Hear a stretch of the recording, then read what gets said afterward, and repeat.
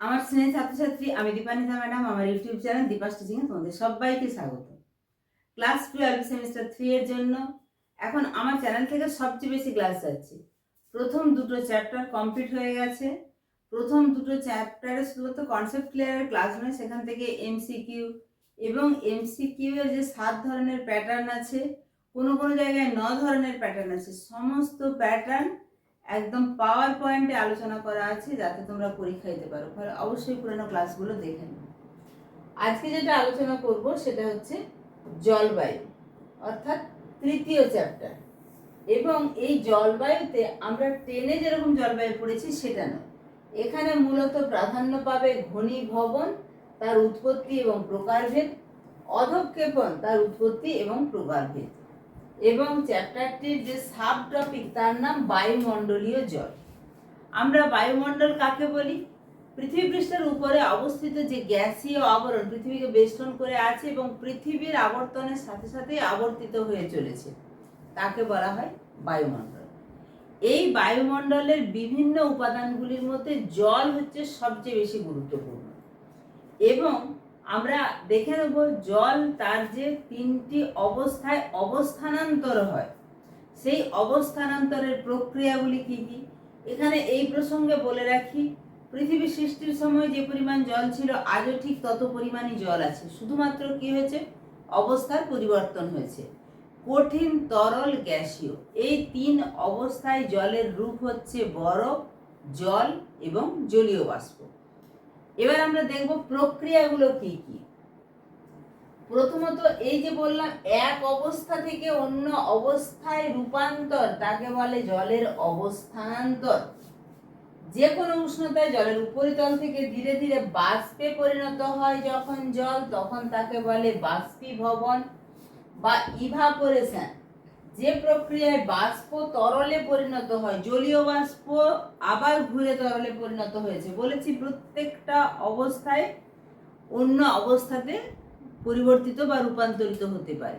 আবার এটা ডাইরেক্টও হতে পারে, যেমন কঠিন, তরল, গ্যাসীয়। এই গ্যাসীয় থেকে হঠাৎ করেই কিন্তু তরল না হয়েও বাষ্পে পরিণত হতে পারে, এরকম জাম্প করতে পারে।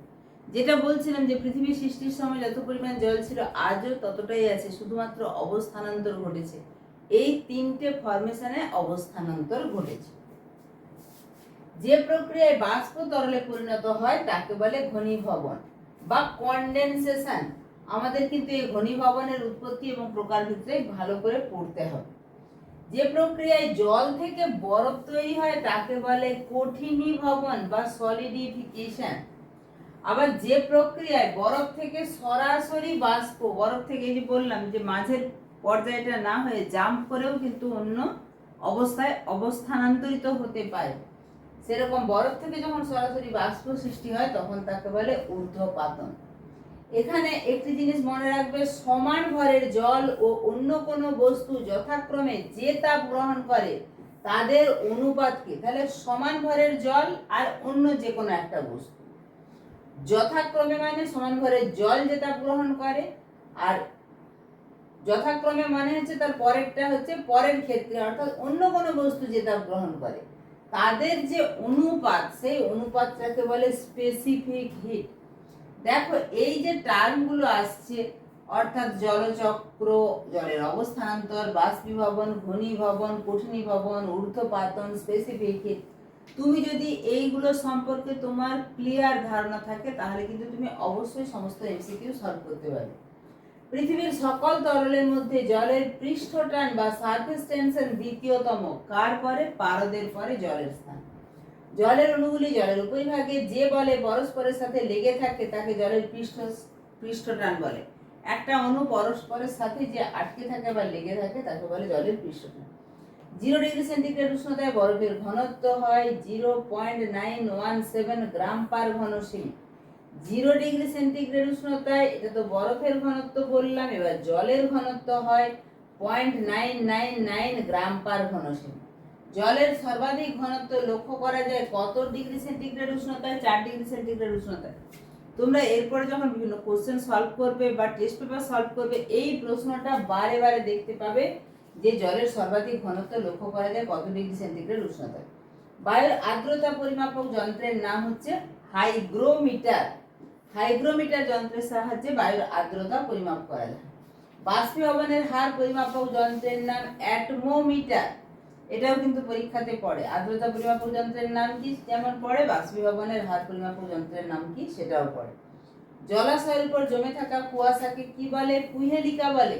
আমরা ঘনীভবনের বিভিন্ন রূপ পড়ব। কিরকম? তুহিন, তুষার, কুয়াশা, মেঘ, বরফ, মিস, সমস্তগুলো। তো এখানে আমরা কুহেলিকাটা জানলাম, যখন জলাশয়ের উপর জমে থাকা কুয়াশা তখন তাকে বলছে কুহেলিকা। 0 ডিগ্রি সেন্টিগ্রেড উষ্ণতায় জলীয় বাষ্পের ঘনত্ব হয় 0 ডিগ্রি সেন্টিগ্রেড উষ্ণতায় জলীয় বাষ্পের ঘনত্ব হয় 0.804 গ্রাম পার ঘন সেমি। এরপরে ঘনীভবন। ঘনীভবনের সংজ্ঞা দেয়া আছে। ক্রিসফিল্ডের মধ্যে বাষ্প থেকে যে প্রক্রিয়ায় জল সৃষ্টি হয় তাকে ঘনীভবন বলে। ঘনীভবনের শর্তগুলো কি কি? Controlling factors of condensation. ঘনীভবনের শর্ত বা নিয়ন্ত্রণ। প্রথম শর্ত হচ্ছে শীতলীকরণের মাত্রা। বায়ু যত দ্রুত শীতল হয় ঘনীভবন প্রক্রিয়াও তত দ্রুত হতে থাকে। আরেকটা আপেক্ষিক আর্দ্রতা। এই আপেক্ষিক আর্দ্রতার সংজ্ঞাটা অবশ্যই জেনে থাকবে, তাহলে যদি কোনো একটা এমসিকিউতে কোন উত্তরটা চরম আর্দ্রতা, কোনটা নিরপেক্ষ আর্দ্রতা, কোনটা আপেক্ষিক আর্দ্রতা, কোনটা প্রকৃত আর্দ্রতা, এই সমস্ত ব্যাপারগুলো জানার জন্য তুমি কিন্তু আপেক্ষিক আর্দ্রতার সংজ্ঞাটা অবশ্যই জেনে রাখবে। তার মধ্যে চরম আর্দ্রতা বলে রাখি, কোনো নির্দিষ্ট উষ্ণতা ও চাপে নির্দিষ্ট আয়তনের বায়ুতে যে পরিমাণ জলীয় বাষ্প থাকে, নির্দিষ্ট উষ্ণতা এবং নির্দিষ্ট চাপে একটা জলীয় বাষ্প যত পরিমাণ, একটা বায়ুর মধ্যে যত পরিমাণ জলীয় বাষ্প থাকে সেটাই হচ্ছে চরম আর্দ্রতা। কিন্তু এই যে কোনো নির্দিষ্ট উষ্ণতা এবং নির্দিষ্ট আয়তনের বায়ুতে যে পরিমাণ জলীয় বাষ্প থাকে আর তার সঙ্গে ওই নির্দিষ্ট উষ্ণতা এবং নির্দিষ্ট পরিমাণ বায়ুকে সম্পৃক্ত করার জন্য যে পরিমাণ জলীয় বাষ্পের প্রয়োজন হয় তার অনুপাত। খুব ভালো করে বুঝুন। নর্মালি নির্দিষ্ট উষ্ণতায় নির্দিষ্ট আয়তনের বায়ুতে যে পরিমাণ জলীয় বাষ্প থাকে আর ওই উষ্ণতা এবং ওই আয়তনের বায়ুতে ওই বায়ুটাকে সম্পৃক্ত করতে যে পরিমাণ জলীয় বাষ্প লাগবে, এই দুটোর অনুপাতকে যখন শতকরা হারে প্রকাশ করা হয় অর্থাৎ ইনটু 100 করা হয় তখন তাকে বলে আপেক্ষিক আর্দ্রতা।